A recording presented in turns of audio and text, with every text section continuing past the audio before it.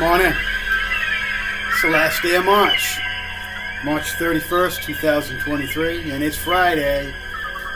So the other day I was telling you guys about this material. I ended up doubling it up to get the thickness that I wanted with it. And both sides are done, glued in well. If you look, it gives it just enough space.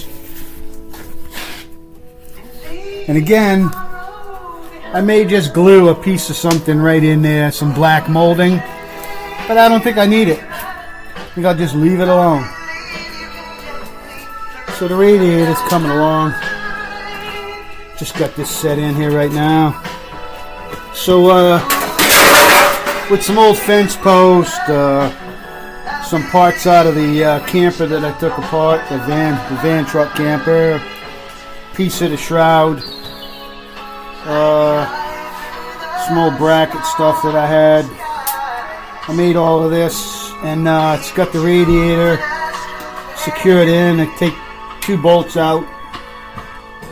I just have nuts underneath. Once I'm done, I'll weld the nuts underneath, and these will just go right in, and then the radiator will come out with 2 bolts.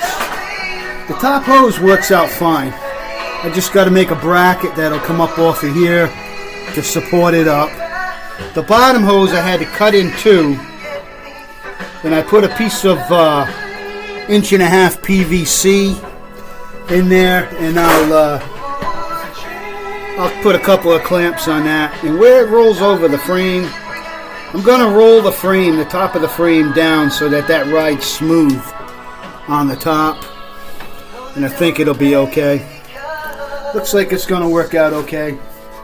You know, I could fit the stock fan in there, but it's worthless because I'd have to make a shroud, and I don't want a shroud. What I do is I just bolt the electric fan right to the radiator. You know, right dead in front of the radiator. I'll make a couple of brackets and hang it off of them, and it'll work fine. See what's going on here in Rusty, Rhode Island. Got quite a bit of progress forward. Woke up with a blasting headache this morning. Then I took aspirin, and I couldn't keep the aspirin down, so I got a late start, but came back out and get started on it. The radiator hoses worked out a little easier than I thought it was going to. I just basically cut the bottom hose and twisted it. And like I said, once I take everything back out and roll that little bit of frame over, that's really the only hassle I would have with it. Looking good, looking good. We're almost ready to take this booger out of the garage. I got to go buy a battery, and I'm crying about that. But I just can't see taking the battery out of another truck and then have to flop batteries around every time I like to jump in them and go, you know. See what's going on here in Rusty, Rhode Island. Hope y'all enjoying your Friday.